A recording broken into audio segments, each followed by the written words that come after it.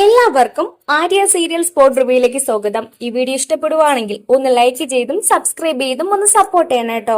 ഇവർ വിവാഹിതരായ സീരിയലിലെ ഇനി വരാൻ പോകുന്ന ഒരു അടിപൊളി സ്പോട്ട് റിവ്യൂ ആണ് പറയാൻ പോകുന്നത്. അങ്ങനെ ഭൂമിജ തന്റെ അച്ഛന്റെ കൊലയാളികളെ കണ്ടെത്താനും അമ്മയെ രക്ഷിക്കാനും വേണ്ടിയുള്ള തത്രപ്പാടിലാണ്. അതേസമയം ഭൂമിജ ആ വ്യക്തിയെ കണ്ടുപിടിക്കാൻ വേണ്ടി ആ ലെറ്ററിൽ ഒരു കാര്യം എഴുതി വെക്കുന്നുണ്ട്. ബാക്കി തെളിവുകൾ ജോസഫിന്റെയും മാധവന്റെയും കയ്യിലാണ് ഉള്ളതെന്ന് പറഞ്ഞുകൊണ്ട് ഇതറിഞ്ഞുകൊണ്ട് അത് അന്വേഷിക്കണം എന്നൊരു തത്രപ്പാടിൽ തന്നെയാണ് ഭൂമിജ. അതേസമയം തന്നെ ഭവാനി കമാലിനെ വിളിച്ചു പറയുവാണ്, വല്ലാത്തൊരു കുരുക്കിലാണല്ലോ കമാലെ നമ്മൾ പെട്ടിരിക്കുന്നത്. അധികം വൈകാതെ തന്നെ സത്യങ്ങളെല്ലാം പുറത്തേക്ക് വരുമെന്നാ തോന്നുന്നത്.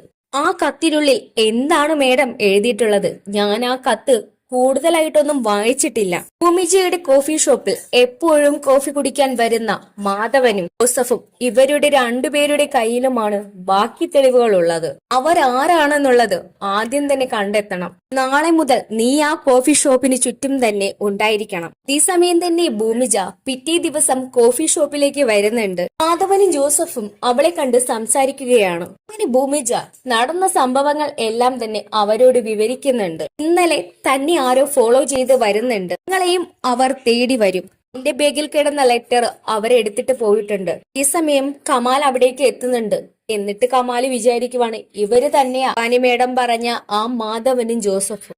അവരോട് സംസാരിച്ചു നിൽക്കുന്നത് കണ്ടിട്ട് കമാലിന് മനസ്സിലാകുന്നുണ്ട്. അതേസമയം ഭൂമിയും കമാലിനെ ശ്രദ്ധിക്കുന്നുണ്ടായിരുന്നു. ഈ സമയം തന്നെ ഭൂമിജ അവരോട് രണ്ടുപേരോടും പറയുന്നുണ്ട്, നിങ്ങൾ അയാളെ തിരിഞ്ഞു നോക്കരുത്. അവിടെ ആ ഹെൽമെറ്റ് ധരിച്ചിരിക്കുന്ന ആ ആളുണ്ടല്ലോ, ആ വ്യക്തിയാണ് എന്നെ ഫോളോ ചെയ്യുന്നത്. അയാളും എപ്പോഴും എന്റെ കൂടെ ഉണ്ടായിരുന്നു. അയാൾ തന്നെയാ ഉറപ്പായിട്ടും ആ ലെറ്റർ എടുത്തത്.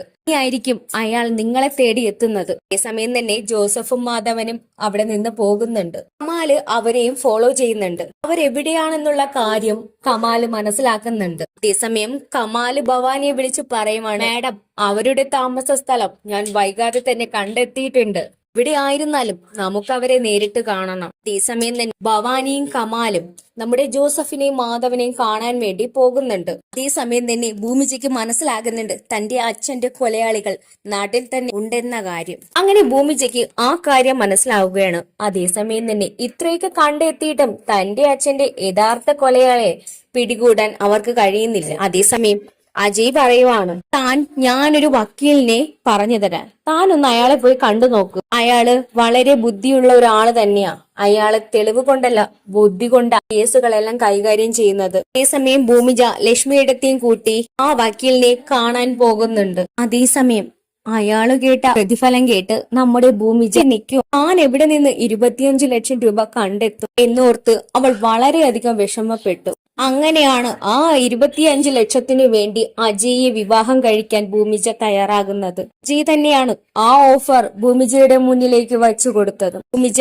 ഇതേ സമയം ആ കാര്യം സമ്മതിക്കുമെന്ന് അജയ്ക്ക് മനസ്സിലായിരുന്നു. തന്റെ അമ്മയെ ഏതു രീതിയിലും രക്ഷിക്കണം, അവൾ ഇതിനു വേണ്ടി പുറപ്പെടുന്നുണ്ട്.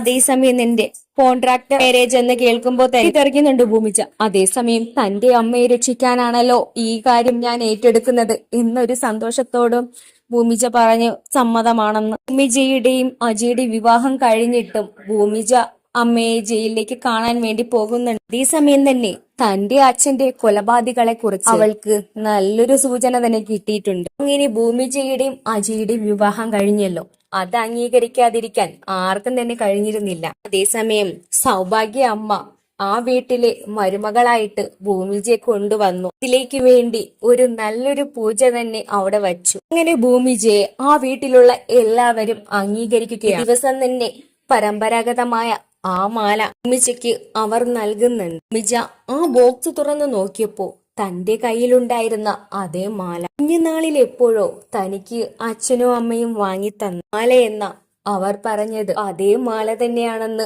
അവൾ കണ്ടു ഞെട്ടിയിരിക്കുവാണ്. ആ മാലയിലെ ഡിസൈൻ ഭൂമിജയുടെ കയ്യിലുള്ള മാലയിലെ ഡിസൈനും ഒരേ ഡിസൈൻ തന്നെയാണ്. അവൾ ആശ്ചര്യത്തോടു കൂടി തന്നെ ആ മാലയെ നോക്കി. സൗഭാഗ്യ അമ്മ അതേസമയം ചോദിക്കുവാണ് ഭൂമിജയോട്, എന്താ മോളെ നീ ഇങ്ങനെ നോക്കുന്നത്? ഈ മാല നീ മുമ്പ് കണ്ടിട്ടുണ്ടോ? ആ, കാണാനൊന്നും വഴിയില്ല. കുടുംബത്തിന്റെ ഒരു അടയാളമാണ്. ഇത്തരത്തിലുള്ള ഡിസൈൻ എവിടെയും കാണത്തില്ല. ഇത് സൗഭാഗ്യപുരത്തെ ഡിസൈൻ ആണ്. ഇത് മറ്റെവിടെയും കൊടുക്കരുതെന്ന് ഇത് പണിത ആളോട് ഞാൻ പറഞ്ഞിരുന്നു. അതുകൊണ്ട് തന്നെ ഈ മാല കാണാൻ മോള് ഒരു കാരണവശാലും ഇടയില്ല. അങ്ങനെ ഭൂമിജ ആകപ്പാടെ ടെൻഷനോടെ തലയാട്ടുന്നുണ്ട്. അതേസമയം തന്നെ ഭൂമിജ ചിന്തിക്കുവാണ്, ഇതേ മാല എങ്ങനെ എന്റെ കയ്യിൽ വന്നു? മാല അഭിരാമി മോൾക്കും കൊടുത്തിരുന്നു.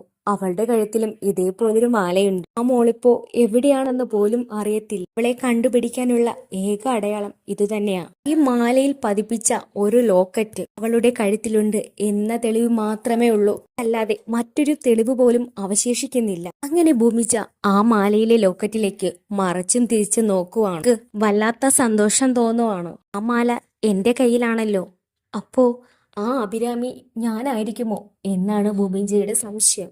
ഭൂമിജ ഓർക്കുവാണ്, ഒരിക്കലുമല്ല, ഞാൻ എന്റെ അംബികാമ്മയുടെയും അച്യുതനച്ഛന്റെയും മകളാ. അത് പിന്നെ എങ്ങനെയായിരിക്കും എന്റെ കഴുത്തിൽ വന്നത്? പക്ഷേ അച്ഛൻ എവിടെ നിന്നെങ്കിലും കിട്ടിയതായിരിക്കും. അങ്ങനെ ഒരു 100,000 ചോദ്യം ഭൂമിജയുടെ മനസ്സിലേക്ക് വന്നു. അങ്ങനെ അവൾ ആ മാലയുമായിട്ട് അമ്മയെ കാണാൻ വേണ്ടി പോകുന്നു. അമ്മയോട് കുറച്ചു കാര്യങ്ങളൊക്കെ ചോദിക്കണം. അതിനു വേണ്ടി തന്നെ അജയോട് പെർമിഷൻ എടുത്തിട്ട് അമ്മയെ കാണാൻ വേണ്ടി ജയിലിലേക്ക് പോകുന്നുണ്ട്. അമ്മേ, എനിക്കൊരു കാര്യം അറിയാനാ ഞാൻ ഇങ്ങോട്ടേക്ക് വന്നത്. ജയുമായിട്ട് എന്നെ വിവാഹം കഴിഞ്ഞു. അമ്മയ്ക്ക് അറിയാവുന്നതല്ലേ, ആ വീട്ടിലെ മുത്തശ്ശി എന്നെ അംഗീകരിച്ചു കഴിഞ്ഞു. പക്ഷേ ഇന്ന് അവിടെ ഒരു പൂജ നടന്നു. അതേസമയം തന്നെ എനിക്ക് സൗഭാഗ്യ അമ്മ ഒരു മാല തന്നു. അത് പരമ്പരാഗതമായ ഒരു മാലയാ. അവരെന്റെ കഴുത്തിൽ ആ മാല അണിയിച്ചു മുദ്ര പതിപ്പിച്ച മാലയും ലോക്കറ്റുമാണത്. അതെന്റെ കഴുത്തിലേക്ക് അവർ ചാർത്തി. അതെനിക്ക് തന്നപ്പോൾ എന്റെ മനസ്സിൽ പല ചിന്തകളായി വരാൻ തുടങ്ങി. ഈ സമയം ആ മാല അംബികയ്ക്ക് കാണിച്ചു കൊടുക്കുന്നുണ്ട്. ആ മാല കണ്ടതും അംബിക ഞെട്ടലോടെ വിജയെ നോക്കുവാണ്. എന്റെ കഴുത്തിൽ ഉണ്ടായിരുന്ന മാലയാണല്ലോ അമ്മേ. അമ്മ എന്നോട് പറഞ്ഞത് ഏതോ ഒരു പൂരപ്പറമ്പിൽ നിന്ന് വാങ്ങിയതാണെന്നല്ലേ? പക്ഷേ അതല്ല അമ്മേ, സത്യം. ഇത് ഒരു പരമ്പരാഗത മാലയായിരുന്നു. സൗഭാഗ്യപുരത്ത് അവരുടെ മുദ്ര പതിപ്പിച്ച മാലയാണ്. അച്ഛനീ മാല എവിടെ നിന്നെങ്കിലും കിട്ടിയതായിരിക്കുമോ അമ്മേ?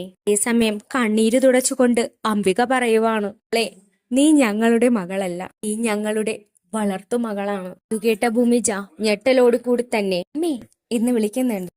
അന്ന് നിന്റെ അച്ഛൻ മരിച്ച ആ ദിവസം ഫാദേഴ്സ് ഡേ ഒരുക്കിയിരുന്നല്ലോ, അതെന്തിനായിരുന്നു എന്ന് നിനക്കറിയാമോ? നിന്റെ യഥാർത്ഥ അച്ഛനെ നിനക്ക് തരാൻ വേണ്ടിയുള്ളതായിരുന്നു. അച്ഛന് അസുഖമുള്ള കാര്യം അച്ഛൻ മനസ്സിലാക്കിയിരുന്നു.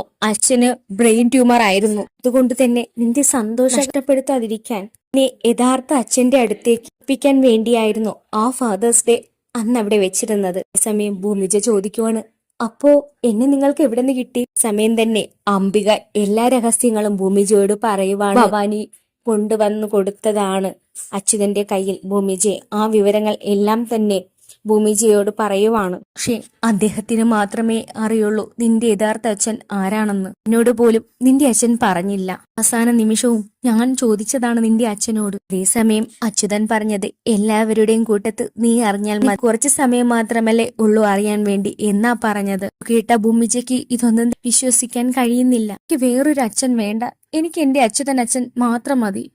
നിന്നെ എത്രമാത്രം ഞങ്ങൾ സ്നേഹിച്ചോ അതിലിരട്ടി നീ ഞങ്ങളെ സ്നേഹിച്ചു. എങ്കിലും നിന്റെ യഥാർത്ഥ അച്ഛനെയും അമ്മയും ഇവിടെ അടുത്തേക്ക് നീ തിരിച്ചു പോകണം. ചേട്ടന് നിന്നെ കൊല്ലാൻ വേണ്ടി ഏൽപ്പിച്ചത്. എങ്ങനെയാ നിന്നെ കൊല്ലുക? എന്നെ അതേസമയം തന്നെ ഞങ്ങൾ പൊന്നുപോലെ വളർത്തി. എനിക്കറിയാം എന്റെ അച്ഛനും അമ്മയും എന്നെ എത്രമാത്രം സ്നേഹിച്ചുവെന്ന്. അതേസമയം ഭൂമിജ ചോദിക്കുകയാണ്, അമ്മേ, എന്നെ കൊല്ലാൻ കൊടുത്തവർ എന്റെ കുടുംബക്കാർ ആയിരിക്കത്തില്ലേ അമ്മേ? പോലും എന്നോട് സ്നേഹം തോന്നിയില്ലല്ലോ. അന്യരായ നിങ്ങൾക്ക് എന്നോട് സ്നേഹം തോന്നിയില്ലേ? ഈ സമയം ഭൂമിജ ഒരു തീരുമാനം എടുക്കുവാണ്. എന്റെ അമ്മയെ ഏത് വിധേനയും ഈ ജയിലിൽ നിന്ന് ഇറക്കണം. അതുമാത്രമല്ല എന്റെ യഥാർത്ഥ അച്ഛനും അമ്മയും എനിക്ക് കണ്ടെത്തുകയും വേണം. അതേസമയം തന്നെ ഭൂമിജയ്ക്ക് കുറേയേറെ മനസ്സിലാകുന്നുണ്ട് താൻ സൗഭാഗ്യപുരത്തെ കുട്ടിയാണെന്ന്. ഈ സമയം അവൾ ആലോചിച്ചു, മുത്തശ്ശി പറഞ്ഞ ആ കാര്യം, ഇതേപോലൊരു മാല നമ്മുടെ അഭിരാമിയുടെ കഴുത്തിലുമുണ്ടെന്ന്. അതേസമയം ആ അഭിരാമി ഞാൻ തന്നെയാണ് എന്ന് ഭൂമിജ മനസ്സിലാക്കുവാണ്. അങ്ങനെ ജയിലിൽ നിന്നിറങ്ങിയ ഭൂമിജ ആലോചിക്കാൻ തുടങ്ങി, തന്നോട് ഇത്രയും ദേഷ്യവും പ്രതികാരവും ആർക്കായിരിക്കും എന്ന്. അതേസമയം ഇതൊക്കെ ആലോചിച്ച് വീട്ടിലേക്ക് ഇറങ്ങിയപ്പോ വീട്ടിലേക്ക് എത്തിയ ഭൂമിജയുടെ മുന്നിലേക്ക് ഭവാനി വന്നു. ഭവാനിയുടെ ആ ദേഷ്യത്തോടു കൂടിയുള്ള നോട്ടവും അവളോടുള്ള പെരുമാറ്റവും കണ്ട് ഭൂമിജ അതേസമയം നമ്മുടെ ഭവാനിയെ മനസ്സിലാക്കുന്നുണ്ട്. ഇവരായിരിക്കുമോ എന്നെ അന്ന് കൊല്ലാൻ വേണ്ടി അച്ഛന്റെ കയ്യിൽ കൊടുത്തത്? എനിക്കുറപ്പായി ഇവർ തന്നെയാ എന്നോട് ഇവർ കാണിക്കുന്ന പെരുമാറ്റങ്ങൾ എല്ലാം നോക്കുമ്പോ ഇവർ തന്നെയാവണം എന്നെ ഈ വീട്ടിൽ നിന്ന് കൊല്ലാൻ ഏൽപ്പിച്ചതെന്ന് ഭൂമിജയ്ക്ക് മനസ്സിലാകുവാണ്. അതേസമയം തന്നെ ഭവാനിയെ തന്നെ നോക്കുവാണ്. ഇത് കണ്ടുകൊണ്ട് വന്ന ഭവാനി ഭൂമിജയോട് ചോദിക്കുവാണ്, എന്താടി നീ എന്നെ തന്നെ നോക്കുന്നത്? ഭൂമിജ അതേസമയം ഓർത്തു, ഭവാനി എപ്പോഴും ഭൂമിജയോട് പറയാറുള്ള ആ വാക്കുകൾ തന്നെ അവൾ ആലോചിക്കാൻ തുടങ്ങി. തന്റെ മകളുടെ ജീവിതം തകരാൻ കാരണക്കാരി നീയാണ് ഭൂമി എന്ന് ഭവാനി എപ്പോഴും പറയും. അത് അവളുടെ കാതിൽ തന്നെ മുഴങ്ങുന്നുണ്ടായിരുന്നു. ഭൂമിജയ്ക്ക് അതേസമയം ചില കാര്യങ്ങൾ മനസ്സിലാകുന്നുണ്ട്. എന്റെ മകൾക്ക് എല്ലാ തരത്തിലുമുള്ള അവകാശത്തിനു വേണ്ടി എന്റെ അച്ഛന്റെ മകളായ എന്നെ അവർ കൊല്ലാൻ ശ്രമിച്ചു. ഇതാണ് യാഥാർത്ഥ്യമെന്ന് നമ്മുടെ ഭൂമിജ മനസ്സിലാക്കിയിരുന്നു. അതേസമയം വീണ്ടും ഓർത്തു, അത് ശരിയാണ്, ഇവർ ആയിരിക്കും എന്നെ കൊല്ലാൻ വേണ്ടി ഏൽപ്പിച്ചത്. അതിന് കാരണം എന്തെന്നാൽ, ഞാൻ നഷ്ടമായാൽ ഈ വീട്ടിലെ സ്വത്തും അതിന്മേലുള്ള എല്ലാ അവകാശങ്ങളും ഇവരുടെ മകൾക്ക് ലഭിക്കുമല്ലോ എന്നു കരുതിയായിരിക്കണം ഇവർ എന്നെ കൊല്ലാൻ ഏൽപ്പിച്ചത്. അങ്ങനെ ഭൂമിജ ആ സത്യം മനസ്സിലാക്കുകയാണ്. ഭവാനിയാണ് എന്റെ അച്യുതൻ അച്ഛന്റെ കൊലയ്ക്ക് പിന്നിലുള്ള യഥാർത്ഥ കൊലയാളിയെന്ന്. ഭൂമിജയെ അച്യുതന്റെ കൂടെ കണ്ടിട്ടുണ്ടല്ലോ ഭവാനി, അതു കാരണത്താലാണ് മനസ്സിലാക്കിയത് ഇത് അഭിരാമിയാണ്. ഞാൻ കൊല്ലാൻ ഏൽപ്പിച്ച അഭിരാമിയെ അച്യുതൻ വളർത്തി. ഇനി പുറം ലോകം അറിയുന്നതിനു മുൻപ് തന്നെ അച്യുതനെ വകവരുത്തണം എന്ന് ഭവാനി തീരുമാനിച്ച കാര്യം വളരെ വ്യക്തമായിട്ട് തന്നെ ഭൂമിജയ്ക്ക് മനസ്സിലായി കഴിഞ്ഞു. അങ്ങനെ പല തെളിവുകൾക്കും കണ്ടെത്തലുകൾക്ക് ശേഷവും നമ്മുടെ ഭവാനിയുടെ റൂമിലുള്ള ചില തെളിവുകളും കണ്ടെത്തിയിരുന്നു ഭൂമിജ. അതേസമയം തന്നെ ഈ കണ്ടെത്തലുകളെല്ലാം വെച്ച് നോക്കുമ്പോൾ ഈ കൊലയ്ക്ക് പിന്നിൽ ഭവാനിയുടെ കൈകളാണെന്നും ഭൂമിജ മനസ്സിലാക്കി കഴിഞ്ഞു. ഭൂമിജ ഈ വിവരം നമ്മുടെ അജയ്യോട് പറയുന്നുണ്ടായിരുന്നു. ഭൂമിജയുടെ ഈ വിവരങ്ങളെല്ലാം തന്നെ ഒത്തുനോക്കി അജയും ഈ കേസ് അന്വേഷണത്തിന് ഇറങ്ങിത്തിരിച്ചു. അതേസമയം എല്ലാ തെളിവുകളും നമ്മുടെ ഭവാനിക്കു നേരെ ആയപ്പോൾ അവർ മനസ്സിലാക്കി ഭവാനിയാണ് അച്യുതന്റെ കൊലയ്ക്ക് പിന്നിലെ യഥാർത്ഥ കൊലയാളിയെന്ന്. ഭവാനിയുടെ പെടുത്തലോടുകൂടി തന്നെ കമാലിനെയും കണ്ടെത്തി. അങ്ങനെ കമാലിനെയും നമ്മുടെ ഭവാനിയെയും അജയ് അറസ്റ്റ് ചെയ്തിരിക്കുന്നു. എന്റെ അച്ഛനെയും കൊന്ന ഭവാനിയുടെ മുഖത്തു നോക്കി ഭൂമിജ പറഞ്ഞു, എന്റെ അച്ഛനെ കൊല്ലാൻ വേണ്ടി എന്ത് ദ്രോഹമാ എന്റെ അച്ഛൻ നിങ്ങളോട് ചെയ്തത്? അതേസമയം ഭവാനിക്ക് ഒന്നും തന്നെ മിണ്ടാൻ കഴിഞ്ഞിരുന്നില്ല. അജയ്ക്ക് വേണ്ടിയാണ് തന്റെ അച്ഛനെ കൊന്നതെന്ന് ഭവാനിക്ക് പറയാനും കഴിഞ്ഞിരുന്നില്ല. കാരണം അജയ് കൂടെ ഉള്ളതിനാലാണ് അത് പറയാൻ കഴിയാത്തത്. ഇനി ഭൂമിജ അഭിരാമി ആണെന്ന സത്യം അജയ് അറിയുമോ എന്നു പേടിച്ചാണ് ഭവാനി ആ കാര്യം അവിടെ വെച്ച് മിണ്ടാത്തത്. ഒന്നും മിണ്ടാതെ കമാലിനെയും നമ്മുടെ ഭവാനിയെ അറസ്റ്റ് ചെയ്ത് ഭൂമിജയുടെ കൺമുൻപിലൂടെ അജയ് കൊണ്ടുപോയി. അപ്പോൾ ഇത്രയൊക്കെയാണ് ഇനി വരാൻ പോകുന്ന എപ്പിസോഡ്. ഈ വീഡിയോ ഇഷ്ടപ്പെടുവാണെങ്കിൽ ഒന്ന് ലൈക്ക് ചെയ്ത് സബ്സ്ക്രൈബ് ചെയ്ത് ഒന്ന് സപ്പോർട്ട് ചെയ്യണം കേട്ടോ.